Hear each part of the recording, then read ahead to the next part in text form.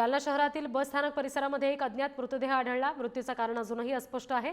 सदर बाजार पोलीस ठाण्यामध्ये या संदर्भात अकस्मात मृत्यूची नोंद करण्यात आली आहे, पण या घटनेने परिसरात मात्र खळबळ माजली।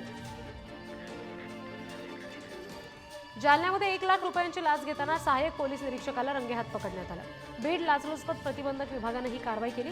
वाळू वाहतूकदारावर केलेल्या कारवाईमध्ये मदत करण्यासाठी लाच मागितलेली होती।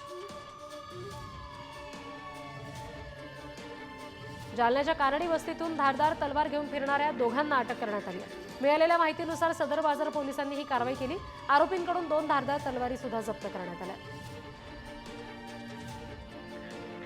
गोंदियातील तिरोडा रेल्वे स्थानक परिसरातून मोटरसायकल चोरणाऱ्याला अटक करण्यात आली आहे। सीसीटीव्हीच्या आधारे या चोरट्याला रेल्वे पोलिसांनी अटक केली। रेल्वे स्थानकाबाहेर पार्क केलेली बाईक हा चोरटा पळवून न्यायचा।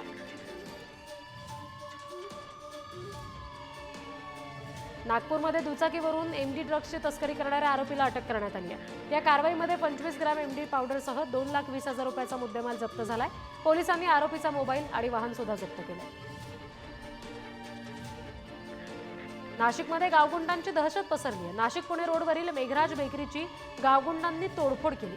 हातात कोयते तलवारी घेत गावगुंडांनी ही तोडफोड केली आहे। या प्रकरणी 2 संशयितांना उपनगर पोलिसांनी ताब्यात घेतलं असून गावगुंडांचा बंदोबस्त करावा अशी मागणी स्थानिक नागरिक करतात।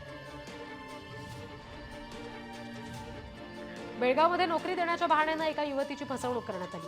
CYL फॅशन मार्केटिंग लिमिटेड कंपनीमधून नोकरी देण्यासाठी तिच्याकडून पैसे मागितले आणि आणखी काही लोकांना इथे नोकरीसाठी आणल्यानंतरच पगार देऊ असं सांगून तिची फसवणूक केली। युवतीने या कंपनीविरुद्ध तक्रार दाखल केली। सध्या फॉरेक्स ट्रेडिंगवरून मोठा नफा मिळवून देण्याचा आमिष दाखवून फसवणूक करण्याचा प्रकार वाढलाय। मुंबईतील विविध पोलीस ठाण्यांमध्ये अशा फसवणुकीसंदर्भातले गुन्हे दाखल होत आहेत आणि या प्रकरणामध्ये सोहल रफिक सोळखी हा मुख्य आरोपी आहे। त्याच्यावर गुन्हा दाखल झालाय आणि इतर साथीदारांचा सध्या पोलीस शोध घेत आहेत। नांदेडमध्ये सराईत गुन्हेगारांची ग्रामीण पोलिसांनी धिंड काढली। या आरोपींवर 10 ते 15 गुन्हे दाखल आहेत। अनेकदा कारवाई होऊनही या आरोपींमध्ये काहीच सुधारणा होत नाहीये, त्यामुळे पोलिसांनी या सराईत गुन्हेगारांची धिंड काढली। जालन्यामध्ये अवैधरित्या दारू विक्री करणाऱ्या महिलेवर पोलिसांनी कारवाई केली। मिळालेल्या माहितीवरून कदीम जालना पोलिसांनी कैकाडी मोहल्ला परिसरामध्ये ही कारवाई केली आहे। आरोपी महिलेकडून 38,500 रुपये किमतीचा मुद्देमाल जप्त करण्यात आला आहे।